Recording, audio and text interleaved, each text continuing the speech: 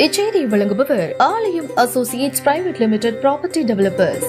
ஆலயம் Associates Private Limited, number 52, third floor, 3B, Ram Darbar, Sterling Road, Nungambakkam, Chennai 6,34,000. இப்போ சமீபத்தில் ஜாலியோ ஜிம்கான ப்ரெஸ் மீட் நடந்துச்சு. அந்த ப்ரெஸ் மீட்டில் நீங்களே எல்லா மீடியாவில் பார்த்துருப்பீங்க. அந்த ப்ரெஸ் மீட்டிலிருந்து சக்தி சிதம்பரம் ஓடிவிட்டார் அப்படின்னு ஒரு நியூஸ் வந்திருக்கு. நீங்களே சொல்லுங்கள், இவ்வளோ பெரிய உடம்பு வச்சு ஓட முடியாது, நடந்து தான் போனேன். அதுக்கு காரணம் என்ன அப்படின்னா, அன்னைக்கு ஒரு குரூப் கேள்வி கேட்க வரல. கேள்வி கேட்டால் நான் எவ்வளோ பெரிய கேள்விக்கும் எத்தனையோ பதில் சொல்லியிருக்கோம், எத்தனையோ ப்ரெஸ் மீட் பார்த்துருக்கோம், எத்தனையோ மணி நேரம் மணிக்கணக்கில் நான் மேடையிலே பேசியிருக்கேன், எவ்வளோ நேரம் வேணால் பேசுவேன். கேள்வி கேட்டால் பதில் சொல்லலாம். ஆனால் அன்னைக்கு பிரச்சனை பண்ணணும்னு வந்தாங்க ஒரு சில பேர். அப்போ நான் ஒரு ப்ரொடியூசர் ஃபர்ஸ்ட் டைம் அந்த படத்துக்கு ஒரு ப்ரெஸ் மீட் வைக்கிறாரு, செலவு பண்ணி வைக்கிறாரு. அந்த ப்ரெஸ் மீட்டு ஸ்பாயில் ஆகிடக்கூடாது, அது வார்த்தைகள் அவங்க பேசுறதுல எதுவும் அது விபரீதம் ஆகிடக்கூடாது, பிரச்சனை ஆகிடக்கூடாதுன்றனால நான் மௌனமாக அந்த இடத்த விட்டு கலைஞ்சி பின்னாடி நம்ம பத்திரிகை நண்பர்கள்கிட்ட இதுக்கான ஒரு விளக்கம் கொடுக்கலாம் ரிலீஸ்க்கு முன்னாடின்னு சொல்லிட்டு, நாளைக்கு படம் ரிலீஸு, அந்த விளக்கத்தை தான் இப்போ நான் கொடுக்குறேன். இப்போ என்னன்னா, நான் ஒரு 27 வருஷமா இருக்கிறேன், ஒரு 19 படம் பண்ணியிருக்கேன். இதுவரைக்கும் எனக்கு லைஃப்ல கேரியர்ல இந்த மாதிரி திருட்டு, இந்த காப்பி அடிச்சிட்டாரு, அந்த மாதிரி எந்த கெட்ட பேரும் கதையா இருக்கட்டும் எதுவா இருக்கட்டும் அந்த மாதிரி வந்ததே கிடையாது. 20 படம் பண்ண நான் எத்தனையோ படத்துக்கு கதை எழுதியிருக்கேன், வசனம் எழுதியிருக்கேன். என்னோட படம் ரீமேக் சார்லி சாப்ளின் ஒரு படம் எல்லா மொழியிலையும் ரீமேக் ஆகிருக்கு. அவ்வளோ சாதனை பண்ண நான் ஒருத்தரோட பாட்டை திருடுற அளவுக்கு நான் ஒரு கேவலமானவன் சத்தியமாக கிடையாது. அது எனக்கு அவசியமே கிடையாது. பேசிக்காக நான் முட்டாள் கிடையாது. நான் நல்ல டயலாக் ரைட்டர், எத்தனையோ படங்களுக்கு வசனம் எழுதியிருக்கேன். இதில் உள்ள பாட்டெல்லாம் கிட்டத்தட்ட வசனம் மாதிரி தான் இருக்கும்.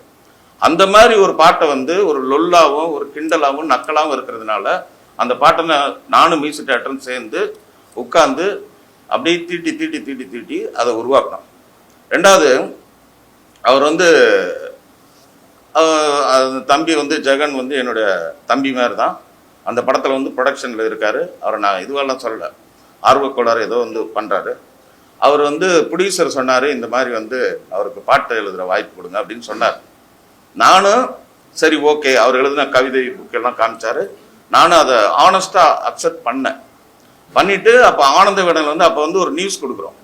அந்த நியூஸில் அப்போ அந்த படத்துக்கு டைட்டிலே செஸ், படம் பேர் அப்போ செஸ். அப்போ மியூசிக் டைரக்டர் சாம் சிஎஸ்.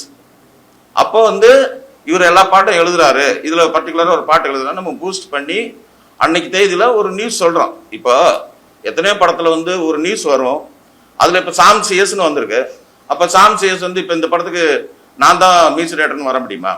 எத்தனையோ படங்கள், எத்தனையோ அது மாற்றங்கள் வரும். நான் அதே மாதிரி இந்த படத்துக்கு சினேகன் பாட்டு எழுதியிருக்காரு, விவேகா பாட்டு, அதெல்லாம் எனக்கு செட் ஆகலை. அவங்க நல்ல கவிஞர்கள். ஆனால் இந்த படத்துக்கு இந்த சிச்சுவேஷனுக்கு சினேகன்ட்ட கேளுங்க, நீங்கள் விவேகாட்ட கேளுங்க, செட் ஆகாமல் எனக்கு என் கதைக்கு என்னோட பாட்டோட மூடுக்கு அஸ் எ டைரக்டரா எனக்கு எது விரும்புகிறோமோ அதான் வைக்க முடியும். ஸோ அவர் எழுதுன எனக்கு செட் ஆகலை. நான் அவரை தப்பு சொல்ல, அவருக்கு திறமை இல்லைன்னோ நான் அவரை எந்த விதத்தில் நான் குறைச்ச மதிப்பில்லை. எனக்கு என் கதைக்கு அது செட் ஆகலை. எனக்கு செட் ஆகுற மாதிரி நான் எழுதிக்கிட்டேன். நானும் மியூசிக் டைரக்டர் அண்டர்ஸ்டாண்டிங்கோட அது ஒர்க் பண்ணிக்கிட்டோம். நீங்கள் மியூசிக் டைரக்டர் கேளுங்க, ஒவ்வொரு வரியும் இதில் இப்போ ஒரு உதாரணம் சொல்கிறேன். அவர் என் கூட இருந்தார். எனக்கு இப்போ ஒரு உதாரணம் சொன்னால், ஒரு கதை பண்ணுறோம், அதில் 4 அசிஸ்டன்ட் டைரக்டர் வராங்க. இப்போ நம்ம பெருத்துளசி பழனிவண்ணன் இருக்கார். இப்போ இந்த கதை, இதே கதைக்கு ஸ்டோரி டிஸ்கஷனுக்குன்னு கூப்பிட்றோம். ஒரு கதையை நான் உருவாக்குறேன். எப்பயுமே ஒரு கதை பண்ணும்போது ஒரு 10 பேர்கிட்ட அது கலந்துரையாடல் பண்ணுவோம். இது ஒரு கதையை நான் உருவாக்குறேன். அப்போ பெருத்துளசி பழனிவண்ணன் கூப்பிட்றேன். அவர் ஒரு சீன் சொல்கிறார், 2 சீன் சொல்கிறார். ஓகே, அந்த சீன் படத்தில் கூட வரலாம். ஆனால் அதுக்காக இது ஏன் கதைன்னு அவர் சொல்ல முடியாது. அதே மாதிரி இப்போ நம்ம நண்பா என்ன மறந்துட்டேன் நான் எழுதின ஒரு சூப்பர் ஹிட் பாட்டு, நம்ம மதுரை செல்வம்லாம் என் கூட அந்த கம்போசிங்கில் இருந்தார். அவர் ஒரு வரி சொல்கிறாரு, அந்த ஒரு வரினால இது ஏன் பாட்டுன்னு சொல்ல முடியாது. இப்போ மியூசிக் டைரக்டர் அஸ்வினே இதில் 4-5 வரி சொல்லியிருக்காரு. புட்டு புட்டு விற்கிறா சிட்டு சிட்டுன்னு சொல்லியிருக்காரு. இந்த வரிக்காக அவர் இந்த பாட்டை சொந்தம் கொண்டாட முடியாது. அது மாதிரி இவர் 1-2 வரிகள் சொல்லியிருக்காரு. நான் அது மறுக்கலை. 1-2 பாட்டில் 1-2 வரி சொல்லியிருக்காரு. ஆனால் இந்த படத்தில் அவரை நான் நடிக்க வச்சிருக்கேன். இந்த படத்தில் அவரும் எனக்கு சப்போர்ட் பண்ணியிருக்காரு, நானும் பதிலுக்கு அவருக்கு சப்போர்ட் பண்ணியிருக்கேன். ஆனால் பாடல் என்பது இதில் இருக்கிற ஒவ்வொரு வரியும் நான் இரவு பகலாக நான் வந்து வாட்ஸ்அப்பில் அனுப்பி அனுப்பி அனுப்பி அனுப்பி நைட்டு 12 மணிக்கு இப்போ கடைசியாக ரீரெக்கார்டிங் பண்ணும்போது கூட மியூசிக் டைரக்டர் வந்து ஒரு பாட்டு போடலான்னு சொல்லிட்டு அந்த பிரபுதேவா சாரோட டெட் பாடியில் ஒரு சாங் போடணும்னு சொல்லிட்டு நைட்டு 12 மணிக்கு அவருக்கு வந்து 4 கவிதை எழுதி அனுப்புகிறேன். 4 வரி தான் பாட்டு, ஆனால் 4 ஆப்ஷன்ஸ் அனுப்புகிறேன். நான் ஐம் நாட் ஏ ஃபூல். நான் வந்து எனக்கு தெரியும் இந்த படத்துக்கு இந்த கதையை வந்து 3 வருஷமா உருவாக்குறேன். இதில் என்னென்ன பண்ணணும் எல்லாமே எனக்கு தெரியும். அதனால யார்கிட்டையும் வாங்கி அப்புறம் சார் நான் எல்லாத்தையும் லைஃப்பில் பார்த்தாச்சு.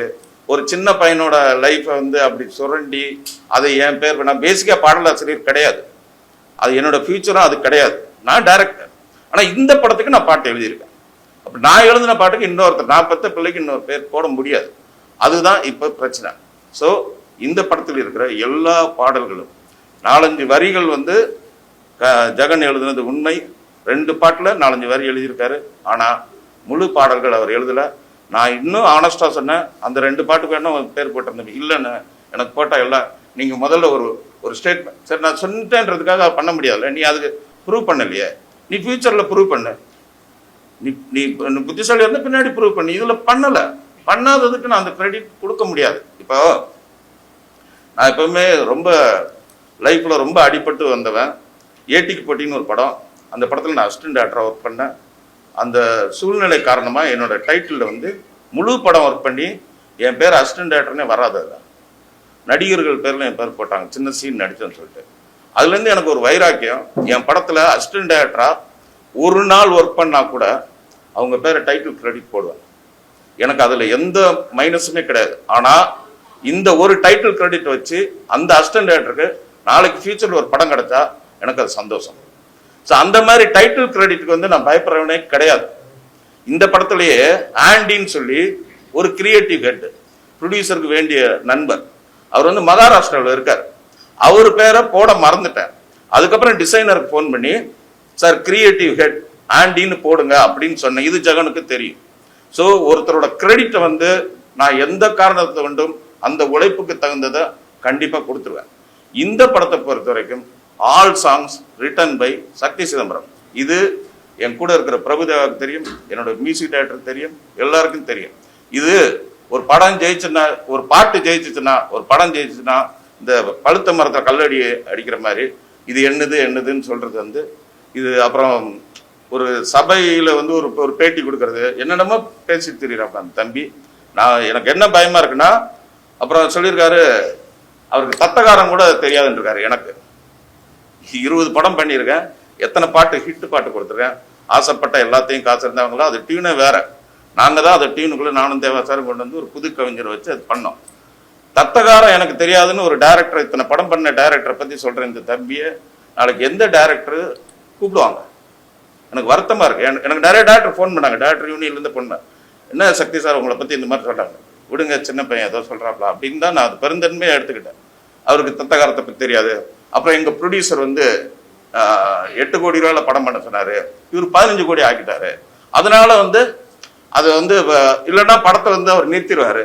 அதனால தான் இப்போ அப்போ சொல்லாமல் ஏன் அப்போ சொல்ல வேண்டியதானே அப்படின்னு கேட்டால், நான் என்ன மெட்ராஸில் தானே இருக்கேன், அமெரிக்காவில் இருக்கேன், வீட்டுக்கு வந்து சட்டையை பிடிச்சி சண்டை போடு, ஏன் மீடியாவில் இப்படி சொல்லிட்டு இருக்க, நான் இங்கே தானே இருக்கேன், நீ எழுதுனல்ல வீட்டுக்கு வா, ஏன் சார் இப்படி பண்ணி கேளு, ஏன் இப்படி பின்னாடி பின்னாடி பின்னாடி வந்து பேட்டி கொடுத்துட்டே இருக்கிற, உண்மையிலே நீ அதை எழுதியிருந்தா வீட்டுக்கு வந்து நேரடியா நான் தான் எழுதுனேன்னு ஆர்த்தண்டிக்கா சொல்ல வேண்டியதானே. சொல்ல முடியாது, ஏன்னா அதுல உண்மை இல்லை, அதான் உண்மை. அதனாலதான் இந்த மாதிரி பேட்டி கொடுக்கறது, பத்திரிகை அவருக்கு வேண்டிய ஒரு 4-5 பேரை செட் பண்றது, அதுக்கு ஒரு கமெண்ட்ஸ் போடுறது, இதெல்லாம் ரொம்ப கீழ்த்தரமா இருக்கு, ரொம்ப மனசு வருத்தமா இருக்கு. நீ போராடி ஜெயிச்சு வா, நீ உன்னோட இதை அப்படி. நான் சத்தியமா என் குழந்தை மேல ஆணையம் சொல்றேன், இன்னொருத்தர் எழுதின பாட்டுக்கு நான் கண்டிப்பா பேர் போடலை. இது வந்து என்னை சேர்ந்த எல்லாருக்கும் தெரியும். நான் அந்த சாகிற வரைக்கும் சினிமாவில் இருப்பேன், ஐ லவ் சினிமா. அந்த மாதிரி ஒரு 3rd கிரேடான கேரக்டர் நான் சத்தியமா கிடையாது. ஒரு பேர் போடுறதுல எனக்கு இது கிடையாது. ஆனா இதையே ஒரு நாகரிகமா என்கிட்ட வந்து பர்சனலா ஏதாவது கேட்டிருந்தா கூட நீ மீடியாவை கூப்பிட்டு நீ அசிங்கப்படுத்துறது, அப்புறம் வந்து 8 கோடி படத்தை வந்து 15 8 கோடி எப்படிங்க 15 கோடி ஆக்க முடியும்? எனக்கு இது வரைக்கும் அந்த மாதிரி ஏதாவது கெட்ட பேர் இருக்கா? சக்தி சிதம்பரம் வந்து ஒரு ஷார்ட் டைம்ல படத்தை முடிச்சிருவாரு, ஒரு காமெடி படம் இதுதான் நான் வாங்கியிருக்கேன். படம் வந்து 18-19 படம் பண்ணியிருக்கேன், 10 படம் ஹிட்டு, 4 படம் ஆவரேஜ், 4 படம் ஃபிளாப். ஸோ ஒரு லைம் லைட்ல இருந்துகிட்டே இருக்கேன். என் கூட இருக்க நிறைய டேரக்டர் இல்லை, ஆனால் இன்னைக்கு நான் படம் பண்ணிட்டு இருக்கேன், நான் உழைச்சிக்கிட்டே இருக்கிறேன், நான் ஓயிறதே இல்லை. என்னைய வந்து சும்மா வந்து ஒரு ஒரு ஒரு இதில் உட்காந்துக்கிட்டு அப்படியே வந்து பேட்டி கொடுக்குறது, இந்த மாதிரி இதெல்லாம் வந்து மனசு ரொம்ப கஷ்டமா இருக்கு. இதை நான் உங்களோட ஷேர் பண்ணிக்கிறதுக்காக தான் உங்களுக்கு நான் வர சொல்லியிருக்கேன் சார். இதுதான் சார் உண்மையை நடந்தது.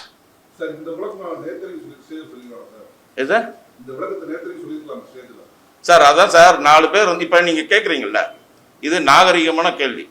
அதுக்கு முன்னாடி நான் அங்கே போகிறதுக்கு முன்னாடி ஒரு ரூமில் வச்சு என்கிட்ட நிறைய கேள்வி கேட்டாங்க, அதுக்கு நான் நாகரிகமாக பதில் சொல்கிறேன். அவங்க வந்து நின்னது ஒரு சத்தம் கொடுத்து, ஒரு சவுண்டு கொடுத்து, ஏதோ பிரச்சனை சார், கேள்வி கேட்கல சார், அவங்க பதில் சொல்றாங்க சார். அப்ப நான் என்ன சார், இப்ப நான் விளக்கம் இப்ப நான் கொடுக்குறேன். அதனாலதான் நான் அங்க இருந்து வந்தது என்னன்னா, அது வார்த்தை தடிப்பாயிரும் சார். அவங்க விட்ட தகராறு பண்ற மூடுல இருந்தாங்க சார். உங்களுக்கு தெரிஞ்சிருக்கும் சார், நீங்க அந்த பாடியில அங்க கை இப்படி வச்சுட்டு ஒருத்தர் அப்படின்னு சொல்றாரு சார். நான் அதுக்கு வரல சார், நான் அதுக்கு வரல, எனக்கு அது நோக்கம் இல்லைல்ல. நான் படம் பண்றேன், நான் தொடர்ந்து படம் பண்ணிக்கிட்டே இருக்கிறேன், நான் அதுதான் நோக்கம். அதுக்கு அப்படின்னா நான் கொடுத்துருப்பேன் சார். சார் நான் நல்ல மூடில் ஒரு ப்ரொடியூசர் வந்து ப்ரெஸ் மீட் வைக்கிறாரு, படம் 4 நாளில் ரிலீஸ் ஆக போகுது, 3 வருஷம் கழிச்சு என் படம் ரிலீஸ் ஆகுது, ஒரு சந்தோஷமா ஒரு கல்யாண வீடு மாதிரி இருக்கு சார். அது ஒரு கருமாதி வீடாக ஆக்கக்கூடாதுன்றதுனால தான் சார் நாகரீகமாக அது பெருசாக்க, அது ஒரு மாதிரி கைகலப்பாக இருக்கும், ஒரு கலகலப்பான இடம் கைகலப்பு ஆகக்கூடாதுன்றதுனால தான் நான் அமைதி காத்து மௌனமாக வந்துட்டேன் சார். தயவு செஞ்சு புரிஞ்சுங்க, உங்கள் எல்லாரையும் நான் லவ் பண்ணுறேன், நான் எல்லாரும் எனக்கு நண்பர்கள், சகோதரர்கள் எல்லாமே இதில் இருக்கீங்க சார். நான் சத்தியமாக அங்கேருந்து வாக் அவுட் பண்ணலை, நான் அமைதி காத்து ப்ரொடியூசருக்கு ஆதரவு சொல்லிட்டு தான் வந்தேன் சார். தப்பாக நினச்சிக்காதீங்க, எனக்கு ஒரு மாதிரி இத்தனை படம் பண்ணிட்டு என்னை இப்படி கேட்கறதே எனக்கு வருத்தமாக இருக்குது. கேட்கலாம், கேள்வி கேட்கலாம், இனி ஒரு மாதிரி ஹராஸ் பண்ணுற மாதிரி, ஒரு ராக்கிங் பண்ணுற மாதிரி ஃபீல் ஆச்சு எனக்கு உண்மையிலே. அதனால தான் அந்த இடத்த விட்டு நான் மௌனமாக கலந்து வந்துட்டேன். ஆனால் 2-3 நாள் இதுக்கு விளக்கம் கொடுக்கணும்னு சொல்லிட்டு அதான் இன்னைக்கு தம்பிகிட்ட சொல்லி நான் எல்லாரையும் சந்தித்து இதுக்கான விளக்கம் கொடுக்குறேன்னு சொல்லி அதுக்கான விளக்கத்தை நான் கொடுத்துட்டேன் சார். சார் தயாரிப்பாளர் வந்து அவருக்கு தெரியும் சார். அப்படி இல்லைன்னு நான் என்ன சொல்றேன்னா, அவர் டைட்டில் அவரே மாற்றிருப்பார் சார். அவரோட ஈபி தானே சார் அவர். அப்படி ஒருவேளை அவர் எழுந்து அவர் மாற்றிருப்பார்ல சார், அவருக்கு தெரியும் சார், அவருக்கு தெரியும்ல, அவருக்கு என்னோட திறமை தெரியும்ல சார். இந்த தயாரிப்பாளர் பாம்பேல போய் அவர்கிட்ட நான் கதை சொல்றேன், நைட்டு 11 மணிக்கு கதை கேட்குறாரு, டயர்டாக வந்து என் ரூமுக்கு வந்து கதை கேட்டாங்க. பாம்பேல போய் தங்கினேன், காலையில் அவர் ஆஃபீஸில் பார்த்தேன், நான் நைட்டு வந்து கதை கேட்குறேன்னு 7 மணிலேருந்து வெயிட் பண்ணி 11 மணிக்கு வந்து என் ரூமில் வந்து கதை கேட்குறாரு அவர் 4 நண்பர்களோட. நான் என்னடா நைட்டு 11 மணிக்கு கேட்குறாரு என்னன்னு சொல்லிட்டு ஃபுல் சார்ஜ் இறங்கிடுச்சு. சரின்னு சொல்லி ஃபுல் சார்ஜ் ஏற்றிட்டு திருப்பி 2 மணி நேரம் கதை சொன்னார். ஃபுல் கதை கேட்டு அவர் விழுந்து விழுந்து சிரிச்சுட்டு அவர் சொன்ன வார்த்தை, சார் இவ்வளோ டயர்டில் நாங்கள் சிரிக்கிறோம், ஆடியன்ஸ் இதே மாதிரி சிரிச்சிட்டாங்கன்னா படம் ஹிட், இந்த படம் நான் எடுக்கிறேன் சார் அப்படின்னு சொன்னார். என் திறமை மேலே அவ்வளோ அசாத்திய நம்பிக்கை. அவர் சொல்லுவார், சார் நீங்கள் இந்த உடம்பை வச்சுட்டு நீங்கள் ஓடுறது ஆடுறது எல்லாம் பார்க்கும்போது எனக்கு ரொம்ப மகிழ்ச்சியாக இருக்குது சார். நான் கூட எல்லாம் சக்தி சிதம்பரம் எவ்வளோ லேசியாக இருப்பேன், பயங்கர ஸ்பீடாக இருக்குங்க சார்னு என்னை வந்து இப்போ நான் இங்கே வர்றதுக்கு முன்னாடி கூட நாளைக்கு நம்ம தேட்டருக்கு எல்லாம் போகிறோம், என் கூட ரொம்ப என்னை வச்சு அடுத்த படம் பண்ணுவார், ரொம்ப சந்தோஷமான மனநிலையில் இருக்கார் அவர். சார் இந்த படம் தமிழ்நாடு அவரே ரிலீஸ் பண்ணுறார், ஏன்னா படம் அவருக்கு அவ்வளோ பிடிச்சது. எங்கிட்ட படம் பார்த்துட்டு அவர் சொன்னது, நீங்கள் சொன்னதை விட நல்லா எடுத்துறீங்க சக்தின்னு சொன்னார். நீங்கள் அவர்கிட்ட இதை கேட்டுப்பாங்க.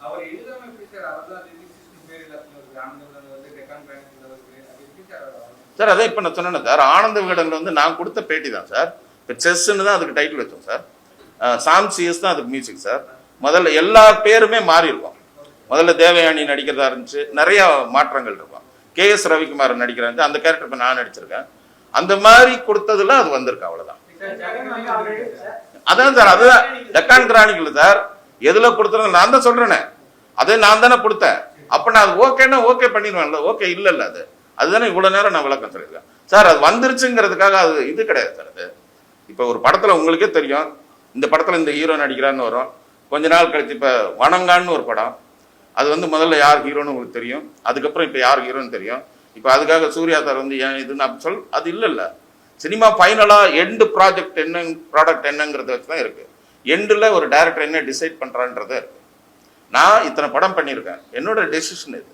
எனக்கு இந்த பாட்டு இப்படி இருந்தால் கரெக்டாக இருக்கும், ஆடியன்ஸ் ரீச் ஆகும்னு எனக்கு ஒரு மைலேஜ், எனக்கு ஒரு ஆடியன்ஸோட பல்ஸுக்கு நான் பண்ணியிருக்கேன்.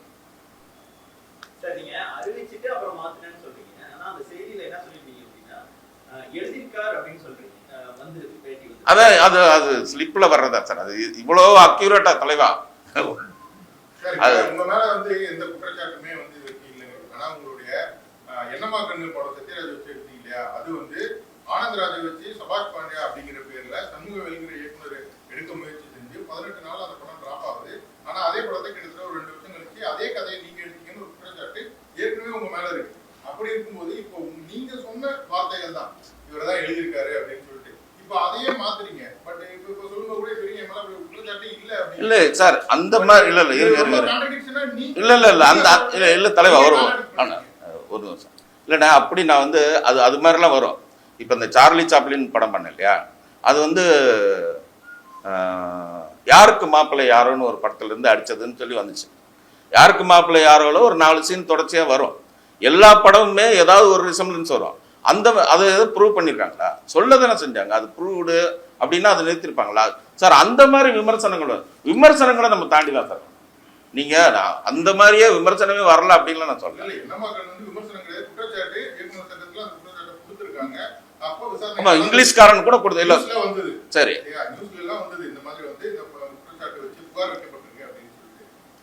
அந்த புகார் நிரூபிக்கப்படலையா சார்? குற்றச்சாட்டு யார் மேல வேணா யார் வேணா கல்லறி நிரூபிக்கப்பட்டிருக்கான்னு கேட்கிறேன். அது நிரூபிக்கப்பட்டு இல்ல இது அவரோட இப்ப கத்தின்னு ஒரு படம் வந்துச்சு, அதுல ஒரு இது வந்துச்சு உங்களுக்கு தெரியும், அவரோட கதைன்னு சொல்லி அது நிரூபி அதுக்கு செட்டில்மெண்ட் அந்த மாதிரி ஆயிருக்கான்னு கேட்கிறேன். இப்ப சர்க்காருன்னு அந்த மாதிரி ஆகலை எனக்கு. நான் 90% பாசிட்டிவ் வைப்ரேஷன்ல பிறந்தேன். காமெடி படம் பண்றேன், யாரையும் கட் பண்றது அந்த மாதிரி நமக்கு நோக்கம் கிடையாது. யாரோ ஒருத்தர் நம்ம மேல கல் எறிவாங்க, அதுக்கு நம்ம கவலைப்பட்டுட்டு இருந்தா அடுத்த ஸ்டெப் போக முடியாது. எனக்கு எவ்வளோ அப் அண்ட் டவுன்ஸ் இருந்திருக்கும். நீங்க யோசிச்சு பாருங்க, காவலன்னு ஒரு படம் பண்ணோம், அதுல அப்படியே பெரிய சர்க்கிள் நான் சேர்த்து சின்ன சின்ன காசெல்லாம் மொத்தமா விட்டோம். திருப்பி டைரக்டர் ஆகி போராடிக்கிட்டே இருக்கிறேன். ஸ்டில் நான் போராடி ஏதோ ஒன்று பண்ணிக்கிட்டே தான் இருக்கிறேன். அதுல சில நீங்க சொன்ன மாதிரி வரதான் செய்யும், அதுக்காக நம்ம ஃபேஸ் பண்ணி தான் ஆகணும். எப்படி எப்படி அதான் நான் சொல்றேன்ல. இப்ப அவருக்கு நான் ஏற்கனவே அந்த மாதிரி ஒண்ணு சொல்லியிருக்கோம். அவரு கூட இருந்து 2-3 வரி சொல்லியிருக்காரு, அதெல்லாம் நான் இல்லைன்னு சொல்லலையே. நான் மொத்த பாடல்கள்னு போட முடியாதுன்னு தானே இப்ப பிரச்சனை சார். அவரு இல்ல சார், அவர் வந்து இந்த கான்ட்ரவர்சிக்குள்ளே வரமாட்டார் சார். பிரபுதேவா உங்களுக்கு தெரியும், அது அவர் தான் எழுதினாருன்னு ஒரு மேடையில் வச்சு அப்படி சொல்ல முடியாது. அவர் ப்ரொடக்ஷன் சைடு இல்ல இல்ல அப்படி இல்லை சார். சார் ஒரு பப்ளிக் ஸ்டேஜில் வச்சு அவரை இது பண்ணி அப்படி ஏற்கனவே அங்கே பிரச்சனை போயிட்டு இருக்கு, அப்புறம் திருப்பி அவரை கத்துவாங்க. அந்த சவுண்டை அவர் வந்து அதை ஆஃப் பண்ணி அடுத்த மூடுக்கு எடுத்துட்டு போயிட்டு இருக்காரு. அதை கூட நான் வெளியில வந்து வீடியோவில் தான் பார்த்தேன், நான் வெளியில வந்துட்டேன். அவர் வந்து அதை கொஞ்சம் கூல் பண்ணி அவர் ஏதோ ஒரு வார்த்தை சொன்னார், இது பேச வேண்டிய இடம் இல்லைன்னு சொன்னதுக்கு அதுக்கே கத்துனாங்க. அதுக்கப்புறம் அவர் ரூட்டை மாற்றி போயிட்டாரு. மேக்சிமம் பிரபுதேவா சார் வந்து அந்த அந்த எதுக்கு வம்பு அப்படின்னு தான் பார்ப்பாரு. அப்படிதான் சார். இப்போ பாடல்கள் அப்படிங்கிறது வந்து ஒரு பாட்டு 2 பேர் எழுதுனாங்கன்னா 2 பேர் பேரையும் போடுறது அப்படிங்கிறது தான் வழக்கம், மரபு, அதுதான் ரூல்ஸ். திரையுலகில் அப்படிதான் பயன்படுத்துவாங்க. தமிழ் ஆங்கிலம் கலந்த பாடல்கள்ல தமிழ் பாட்டு வரிகள் எழுதினவங்க பேரும் ஆங்கில வரிகள் எழுதினவங்க பேரும். இல்ல ஒரு நிமிஷம், நீங்க வந்து 4 வரி எழுதியிருக்காரு, 5 வரி எழுதியிருக்காரா இல்லையா? எழுதியிருக்காரு, நீங்க ஒத்துக்கிட்டீங்க. இல்ல இருங்க இருங்க மரபுகிற இதுல வந்து என்ன இருங்க ஒரு நிமிஷம் இருங்க. எனக்கு அது கரெக்டா இருந்துச்சுன்னா நான் பண்ணிருப்பேன்ல. இது என்னோட படம் தானே, நான் தானே டைரக்டர். இல்ல இது நீங்க வேணும்னா இப்படி பேசுறீங்கன்னா அதுக்கு பதில் இல்ல இல்ல தலைவா, இப்படி எப்படி வேணாலும் கேள்வி கேட்கலாம். இல்ல இல்ல தலைவா, நான் எப்படி எல்லாத்தையும் இல்ல அப்படி அதுக்கு தான் நான் விளக்கம் சொன்னேன். இப்ப அவர் வந்து ஒரு சீன் சொன்னாரு, அதுக்காக அவர் பேர் போட முடியுமான்னு கேட்டேன். அவ்வளவு டீடைலா சொன்னாரு. எது அவர்கிட்ட தான் கேட்கணும். அவரோட பிரஸ் மீட்ல நீங்க எழுதியிருக்காரு. அவரே ஒரு பேட்டியில சொல்லியிருக்காரு, ஜிஹெச்ல குத்துறாங்க ஊச்சி ஊச்சி, அது வந்து டைரக்டர் அவங்க காலேஜ்ல எழுதின பாட்டுன்னு அவரே சொல்றாரு. இல்ல அது இப்ப அது இல்ல, நான் வந்து இந்த படத்துக்கு என்ன நியாயமா டைட்டில் கிரெடிட் கொடுக்கணுமோ அது கொடுத்து என்னோட சார் இந்த படத்தை நம்ம கஷ்டப்பட்டு உருவாக்கி ஒரு பேரை கொண்டு வந்து நம்ம பண்றத இதுல எனக்கு எத்திக்ஸ் இருக்குல்ல சார். நான் என் எத்திக்ஸ் படி நான் கரெக்டா சொல்றேன். இது நான் அப்படின்னா பண்ண மாட்டேன். நான் கண்டிப்பா இது வரைக்கும் எனக்கு அந்த மாதிரி அந்த வேற ஒருத்தர் எழுதின பாட்டை என் பாட்டு அந்த மாதிரி அது இதுவே இல்லை சார். அது கொஞ்சம் நம்புங்க ப்ளீஸ்.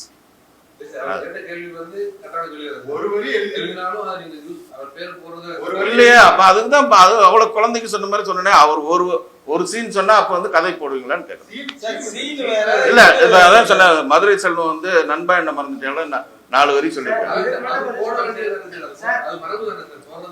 சார். அது என்னோட இஷ்டம். சரி இப்போ ரீசன்ட்டா தனுஷ் சார் படத்துல ஒரு பையன் ஒரு 4 வரி சொன்னதுக்கு ஒரு வரி அவர் பேர் போடாரு. ஆனா அந்த ஒரு வரி எழுதுறதுக்காக நான் பேர் போட மாட்டேன் அப்படிங்கிறது உங்களோட கருத்தா அப்படிங்கறத கேள்வி.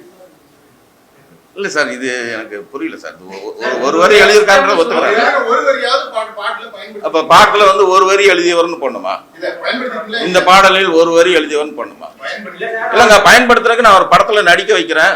அவருக்கு அதுக்கு வேற மாதிரி ஒரு பரிகாரம் செய்யறேன்ல சார். இந்த படத்துல பெரிய கேரக்டர் நடிக்க வச்சிருக்கு சார். கேரியர்ல பெஸ்ட் கேரியர் நடிக்க வச்சிருக்கு சார். பரிகாரமா தான் நடிக்க வச்சீங்களா சார்? அதுக்கு முன்னாடியே நடிக்க வைக்கிறாங்க. அண்ணே என்னண்ணே நான் ஒரு விளக்க இது பண்றேன் திருப்பியும் அது கான்ட்ரோவர்சியா இருக்கு. இவ்வளவு கேள்விகளுக்கு பதில் சொல்ல மாட்டீங்க சார் நீங்க தெளிவான ரொம்ப பெரிய எல்லாம் காம்ப்ளிகேட்டடே கிடையாது. அவர் ஒரு வரி எழுதியிருக்காரு. அவர் எழுதின ஒரு வரியை நான் பயன்படுத்தியிருக்கேன். ஆனா அந்த ஒரு வரிக்காக என்னால பேர் போட முடியாது அப்படிங்கிறது தான் நீங்க எடுத்திருக்க ஸ்டாண்டா. ஆமா.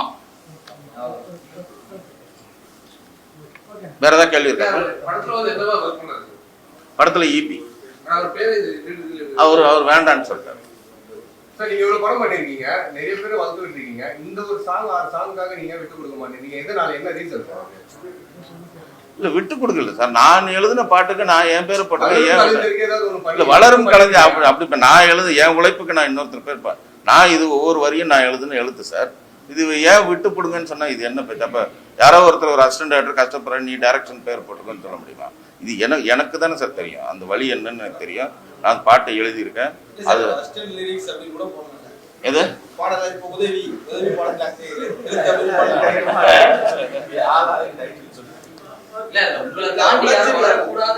என்னை தாண்டி வரக்கூடாதுன்னா என்னென்ன வணக்கம் அப்படியா? ஒரு வரி எழுதினாருன்றதை நீங்களே ஒத்துக்கிறீங்க. என்னுடைய படம் எனக்கு போடுறதுக்கு இஷ்டம் இல்ல அப்படின்னு சொல்றீங்க சார். இது என்ன சார் ஒரு வரி எழுதினாருன்றதை ஒத்துக்கிறேன் சார். தனி மனித விரோதத்தின் காரணமாகவோ இல்ல தனி மனித விரோதம்லாம் அவர் மேல அந்த தம்பி வளரக்கூடாதுன்னு நான் நினைக்கிறவனே கிடையாது. அவர் இல்ல அவர் வளர 10 வரிகள் எழுத இடத்துல ஒரு வரிகள் எழுதினாலும் அவரும் பாடலாசிரியர் தான் அந்த பாடலுக்கு. அப்படி இருக்கும்போது 9 வரி எழுதுனா நான் பெருசு, ஒரு வரி எழுதுனா ஒரு சின்னதுன்னு நீங்க உங்களுடைய பாயிண்ட் ஆஃப் வியூல சொல்றீங்க. ஆனா எழுதுனது எங்களை பொறுத்த வரைக்கும் 2 பேரும் பாடலாசிரியர் தான் அப்படின்றது எங்களுடைய கருத்து. அது போல உங்களுக்கு விருப்பம் இல்லை அப்படின்றப்போ உங்களுக்கு வந்து அதை தாண்டி அவர் வளரக்கூடாது என் பேர் தான் இருக்கணும்னு நீங்க நினைக்கிறீங்களான்னு கேக்குறேன். அவர் வளரக்கூடாதுன்னு நான் சொன்னேன் இல்ல கேக்குறேன். எனக்கு விருப்பம் இல்ல இல்ல நீங்களா தான் சொல்றீங்க அவர் வளரக்கூடாதுன்னு. அந்த அவர் இல்ல சார் இல்லங்க இதனால வளர்றதுன்னு இல்லைங்க. வளர்றதுங்கிறது அவரு சார் வளரக்கூடாதுன்னு நான் அந்த மாதிரி அந்த தம்பி எனக்கு வேண்டியவர். எனக்கு ப்ரொடக்ஷன்ல வந்து நிறைய ஹெல்ப் பண்ணியிருக்காரு. நிறைய விஷயத்த நான் அவர் மூலமா வந்து ப்ரொடியூசர் கிட்ட வந்து இப்படி பண்ண தம்பி ஒரு டப்பிங் ஆர்டிஸ்ட் கூட ஒருத்தர் முதல்ல ஃபிக்ஸ் பண்ணோம், இது நீ பேசணும்னு எனக்காக பேசி கொடுத்துருக்காரு. நிறைய பண்ணிடுறேன். அண்டர்ஸ்டாண்டிங் இருக்கு. இந்த ஒரு விஷயத்துல நான் இந்த எல்லா பாடலும் எழுதியிருக்கேன். இந்த படத்துல சோலோ கிரெடிட் என்னோடதுங்கிறது என்னோட இது அவ்வளவுதான்.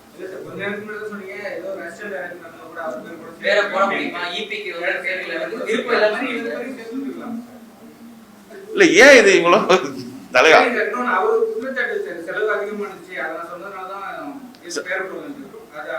சரி இப்ப 7 கோடி ரூபாய் படத்தை வந்து 15 கோடி ரூபாய் ஆக்குறதுன்றது தலைவர் ஒரு நிமிஷம். 7 கோடி ரூபாய் படத்தை 15 கோடி ரூபாய் நான் ஆக்குற வரைக்கும் என்ன பண்ணிட்டு இருப்பாங்க? சும்மா இருப்பாங்களா?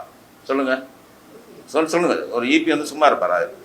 8 கோடி ரூபாய் நான் எக்ஸ்டெண்ட் பண்ற வரைக்கும் 1 லட்ச ரூபாய் எக்ஸ்ட்ரா போனாலே சினிமாவில் எவ்வளவு கேள்வி இருக்குன்னு தெரியும். ஒரே ஒரு நாள் ஜான் விஜய் வந்து குற்றாலத்துல ஷூட்டிங்ல வந்து பயங்கர மழை.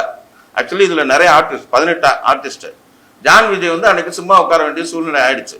ஏன்னா நாங்கள் வெளியில அவுட்டோர்ல எடுக்க வேண்டிய சீனை வந்து அன்னைக்கு காம்ப்ரமைஸ் பண்ணி கொஞ்சம் சீனை மாத்தி இன்டோருக்கும், ஏன்னா மழை பெய்யறதுனால மாத்திட்டோம். மாத்துறதுனால சில பேர் சும்மா உட்கார வேண்டியதா இருக்கு. சில பேர் பேக்கேஜ்ல வந்துடுறாங்க.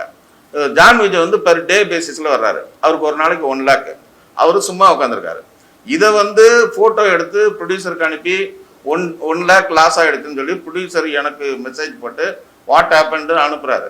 சார் இந்த மாதிரி அதுக்கப்புறம் நான் நைட்டு ஷூட்டிங் முடிஞ்சதுக்கப்புறம் அவர்கிட்ட ஏன்னா ஒரே வரியில சொல்ல முடியாது. இல்லை சார் இன்னைக்கு எடுக்க வேண்டிய சீன் எடுக்கல, சீன் மாத்திட்டோம். இல்லைன்னா நம்ம எல்லாம் சும்மா உட்காந்துருக்கணும். ஒரு நாளைக்கு 5 லட்ச ரூபா வேஸ்ட் ஆகும். 5 லட்சத்தை கம்பேர் பண்ணும்போது 1 லட்சம் ஆகும். இவ்வளோ பர்ஃபெக்டா இருக்கிறவங்க 7 கோடி படத்தை 15 கோடி ஆக்குறவங்க சும்மா இருப்பாங்களா? சார் இந்த படத்தோட ப்ரொடியூசர் ஃபர்ஸ்ட் நான் சொன்ன பட்ஜெட்டை விட அவரே இப்போ முதல்ல வந்து கதை சொல்லும் போது யோகி பாபு கிடையாது. நான் சொல்றேன் இது ஒரு search father character. Yogi Babu பண்ண சூப்பரா இருக்கும்னு சொல்றேன். அப்படியா சூப்பரா இருக்குமா? எவ்வளோ கேட்பாரு? எனக்காக கொஞ்சம் கம்மி பண்ணுங்க. அவருக்கு ஒரே trans India media producer Rajendra Rajan சாருக்கு ஒரே ஆம்பிஷன், இந்த தொழிலில் நான் ஜெயிக்கணும், எனக்கு 1 கோடி 2 கோடி, இதே வார்த்தை அவர் சொல்லியிருக்காரு. அவர் ஒரு பேட்டியிலே சொல்லியிருக்காரு. நான் வந்து சித்ராலட்சுமி சாரோட ஒரு பேட்டியில் அவர் சொல்லியிருக்காரு, நான் வந்து என் தொழிலில் நான் கிங்கு, சினிமாவில் நான் ஜெயிக்கணும், எனக்கு 1 கோடி 2 கோடி மேட்டரில். சக்தி சிதம்பரம் என்கிட்ட நான் முதல்ல சொன்னேன், சார் இது நல்லா பண்ணால் பெருசாக வரும், இதே இப்போ குற்றாலம் தென்காசின்னு எடுக்கிறோம் கதை சொல்லும்போது, அதே வந்து ஏன் இந்த டெட் பாடி வச்சு நீங்கள் வந்து மெட்ராஸில் எடுக்கலாமான்னு அவர் கேட்கலாம். ஆனால் அவர் கேட்கல, அவர் நல்லா பண்ணுங்கன்னு சொன்னார். இது தேவை 7லேருந்து 15 அப்படிலாம் சினிமா நடக்காது. இது ஒரு அபாண்டமான குற்றச்சாட்டு. எனக்கு அந்த மாதிரி எந்த படத்துலையும் கிடையாது. நான் வந்து சார்லி சாப்ளின் 2ன்னு ஒரு படம், அது வந்து நீங்கள் சிவா சாருக்கு ஃபோன் பண்ணி, சிவா சார் அம்மாக்கு அவருக்கே ஃபோன் பண்ணி கேளுங்க. அந்த படம் நான் ஃபஸ்ட்டு கொடுத்த பட்ஜெட் வந்து இது சொல்லாமன்னு தெரியல, ஃபஸ்ட்டு கொடுத்தது 11 கோடி ரூபா பட்ஜெட்டு. ஆனால் நான் பண்ணி முடித்தது 9.5. இதுக்காக எனக்கு 10 லட்ச ரூபா எக்ஸ்ட்ரா கொடுத்துருக்காரு. நீங்கள் அம்மா கிரியேஷன் சிவா சாருக்கு யார் வேணாலும் ஃபோன் பண்ணி கேளுங்க. அப்படி நான் நல்ல பேர் வாங்கினதுனால தான் ஒரு படம் ஓட சார், எனக்கு வருஷம் 2-3 படங்கள் கூட ஓடல சார். இப்போ நான் தொடர்ந்து படம் பண்ணுறது என்னோட கேரக்டருக்காக தான் சார் கொடுக்குறாங்க. சரி ஓகே, அவன் சின்சியராக படம் பண்ணுவான் அப்படின்ட்டு தான் சார் கொடுக்குறாங்க. அதனால இந்த குற்றச்சாட்டு எனக்கு நன்றி.